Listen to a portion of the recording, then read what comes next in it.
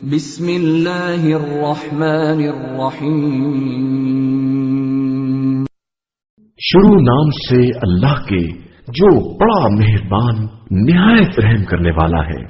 الف لام را، یہ کتاب خدا اور قرآن مبین کی آیات ہے۔ ایک دن آنے والا ہے جب کفار بھی یہ تمنا کریں گے کہ کاش ہم بھی مسلمان ہوتے۔ انہیں ان کے حال پر چھوڑ دو، کھائیں پیئیں اور مزے اڑائیں، اور امیدیں انہیں غفلت میں ڈالے رہیں۔ عنقریب انہیں سب کچھ معلوم ہو جائے گا۔ اور ہم نے کسی قریہ کو ہلاک نہیں کیا مگر یہ کہ اس کے لیے ایک میعاد مقرر کر دی تھی۔ کوئی امت نہ اپنے وقت سے آگے بڑھ سکتی ہے اور نہ پیچھے ہٹ سکتی ہے۔ اور ان لوگوں نے کہا کہ اے وہ شخص جس پر قرآن نازل ہوا ہے تو دیوانہ ہے، اگر تو اپنے دعوے میں سچا ہے تو فرشتوں کو کیوں سامنے نہیں لاتا ہے؟ حالانکہ ہم فرشتوں کو حق کے فیصلے کے ساتھ ہی بھیجا کرتے ہیں، اور اس کے بعد پھر کسی کو مہلت نہیں دی جاتی ہے۔ ہم نے ہی اس قرآن کو نازل کیا ہے اور ہم ہی اس کے حفاظت کرنے والے ہیں۔ اور ہم نے آپ صلی اللہ علیہ وآلہ وسلم سے پہلے بھی مختلف قوموں میں رسول بھیجے ہیں، اور جب ان کے پاس رسول آتے ہیں تو یہ صرف ان کا مذاق اڑاتے ہیں، اور ہم اسی طرح اس گمراہی کو مجرمین کے دل میں ڈال دیتے ہیں۔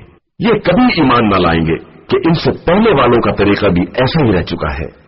ہم اگر آسمان میں ان کے لیے کوئی دروازہ کھول دیں اور یہ لوگ دن دہاڑے اسی دروازے سے چڑھ جائیں تو بھی کہیں گے کہ ہماری آنکھوں کو مدہوش کر دیا گیا ہے اور ہم پر جادو کر دیا گیا ہے۔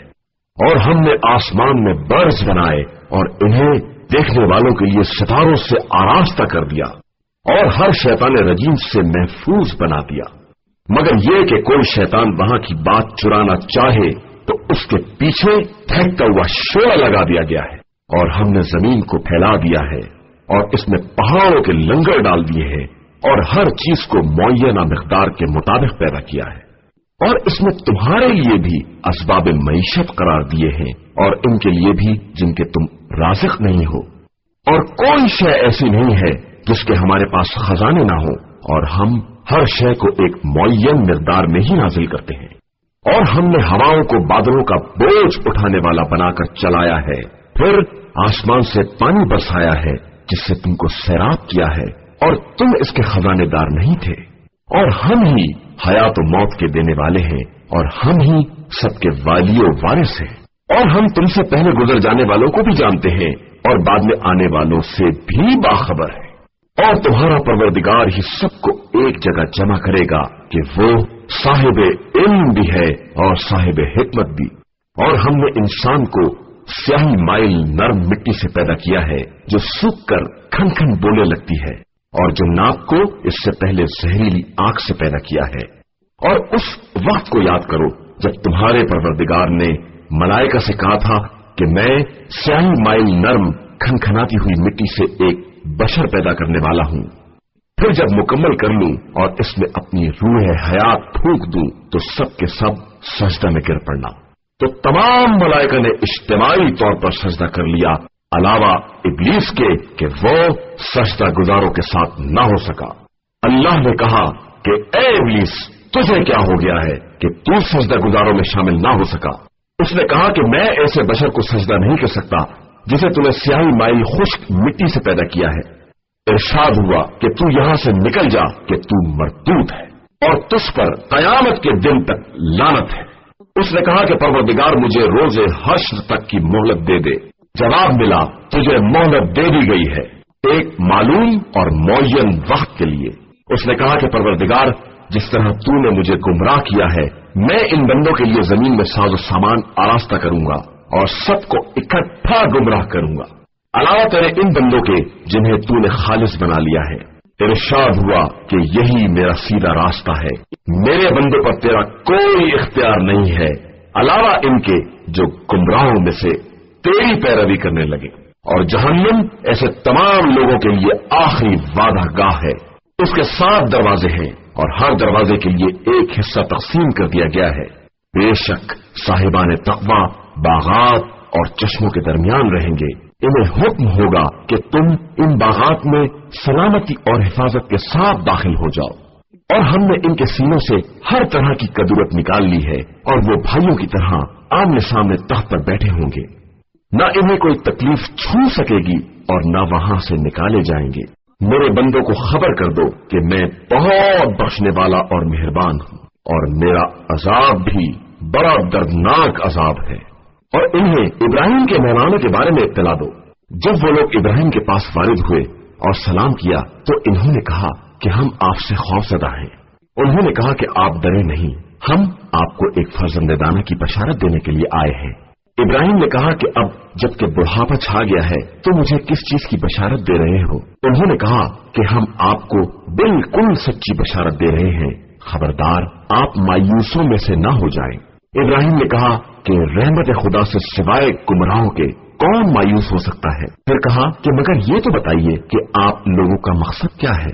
انہوں نے کہا کہ ہم ایک مجرم قوم کی طرف بھیجے گئے ہیں، علاوہ لوط کے گھر والوں کے کہ ان میں کے ہر ایک کو نجات دینے والے ہیں، علاوہ ان کی بیوی کے کہ اس کے لیے ہم نے طے کر دیا ہے کہ وہ عذاب میں رہ جانے والوں میں سے ہوگی۔ پھر جب فرشتے آل لوط کے پاس آئے اور لوط نے کہا کہ تم تو اجنبی قسم کے لوگ معلوم ہوتے ہو، تو انہوں نے کہا کہ ہم وہ عذاب لے کر آئے ہیں جس میں آپ کی قوم شک کیا کرتی تھی، اب ہم وہ برحق عذاب لے کر آئے ہیں اور ہم بالکل سچے ہیں۔ آپ رات رہے اپنے اہل کو لے کر نکل جائیں اور خود پیچھے پیچھے سب کی نگرانی کرتے چلیں اور کوئی پیچھے کی طرف مڑ کر بھی نہ دیکھے، اور جدھر کا حکم دیا گیا ہے سب ادھر ہی چلے جائیں۔ اور ہم نے اس امر کا فیصلہ کر لیا ہے کہ صبح ہوتے ہوتے اس قوم کی جڑیں تک کاٹ دی جائیں گی۔ اور ادھر شہر والے نئے مہمانوں کو دیکھ کر خوشیاں مناتے ہوئے آ گئے۔ لوط نے کہا کہ یہ ہمارے مہمان ہیں، خبردار ہمیں بدنام نہ کرنا اور اللہ سے ڈرو اور رسوائی کا سامان نہ کرو۔ ان لوگوں نے کہا کہ کیا ہم نے آپ کو سب کے آنے سے منع نہیں کر دیا تھا؟ لوط نے کہا کہ یہ ہماری قوم کی لڑکیاں حاضر ہیں، اگر تم ایسا ہی کرنا چاہتے ہو۔ آپ کی جان کی قسم یہ لوگ گمراہی کے نشے میں اندھے ہو رہے ہیں۔ نتیجہ یہ ہوا کہ صبح ہوتے ہی انہیں ایک چیخ نے اپنی گرفت میں لے لیا، پھر ہم نے انہیں تہو بالا کر دیا اور ان کے اوپر کھڑنجے اور پتھروں کی بارش کر دی۔ ان باتوں میں صاحبان ہوش کے لیے بڑی نشانیاں پائی جاتی ہیں، اور یہ بستی ایک مستقل چلنے والے راستے پر ہے، اور بے شک اس میں بھی صاحبان ایمان کے لیے نشانیاں ہیں۔ اور اگرچہ ایکا والے ظالم تھے تو ہم نے ان سے بھی انتقام لیا، اور یہ دونوں بستیاں واضح شاہراہ پر ہیں۔ اور اصحاب ہجر نے بھی مرسلین کی تکذیب کی، اور ہم نے انہیں بھی اپنی نشانیاں دی تو وہ اعراض کرنے والے ہی رہ گئے۔ اور یہ لوگ پہاڑ کو تراش کر محفوظ قسم کے مکانات بناتے تھے، تو انہیں بھی صبح سویرے ہی ایک چنگھاڑ نے پکڑ لیا، تو انہوں نے جس قدر بھی حاصل کیا تھا کچھ کام نہ آیا۔ اور ہم نے آسمان و زمین اور ان کے درمیان جو کچھ بھی ہے سب کو برحق پیدا کیا ہے، اور قیامت بہرحال آنے والی ہے۔ لہذا آپ صلی اللہ علیہ وآلہ وسلم ان سے خوبصورتی کے ساتھ درگزر کرے، بے شک آپ صلی اللہ علیہ وآلہ وسلم کا پروردگار سب کا پیدا کرنے والا اور سب کا جاننے والا ہے۔ اور ہم نے آپ صلی اللہ علیہ وآلہ وسلم کو سبع مثانی اور قرآن عظیم عطا کیا ہے، لہذا آپ صلی اللہ علیہ وآلہ وسلم ان کفار میں بعض افراد کو ہم نے جو کچھ نعمات دنیا عطا کر دی ہیں ان کی طرف نگاہ اٹھا کر بھی نہ دیکھیں، اور اس کے بارے میں ہرگز رنجیدہ بھی نہ ہو۔ بس آپ صلی اللہ علیہ وآلہ وسلم اپنے شانوں کو صاحبان ایمان کے لیے جھکائے رکھیں اور یہ کہہ دیں کہ میں تو بہت واضح انداز سے ڈرانے والا ہوں، جس طرح کہ ہم نے ان لوگوں پر عذاب نازل کیا جو کتاب خدا کا حصہ بانٹ کرنے والے تھے، جن لوگوں نے قرآن کو ٹکڑے ٹکڑے کر دیا۔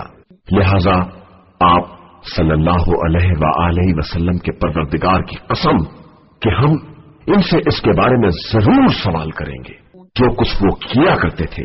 بس آپ صلی اللہ علیہ وآلہ وسلم اس بات کا واضح اعلان کر دے جس کا حکم دیا گیا ہے، اور مشرکین سے کنارہ کش ہو جائیں۔ ہم ان استہزاء کرنے والوں کے لیے کافی ہیں جو خدا کے ساتھ دوسرا خدا قرار دیتے ہیں، اور عنقریب انہیں ان کا حال معلوم ہو جائے گا۔ اور ہم جانتے ہیں کہ آپ صلی اللہ علیہ وآلہ وسلم ان کی باتوں سے دل تنگ ہو رہے ہیں، تو اب اپنے پروردگار کے ہم کی تسبیح کیجیے اور سجدہ گزاروں میں شامل ہو جائیے اور اس وقت تک اپنے رب کی عبادت کرتے رہیے جب تک کہ موت نہ آ جائے۔ صدق اللہ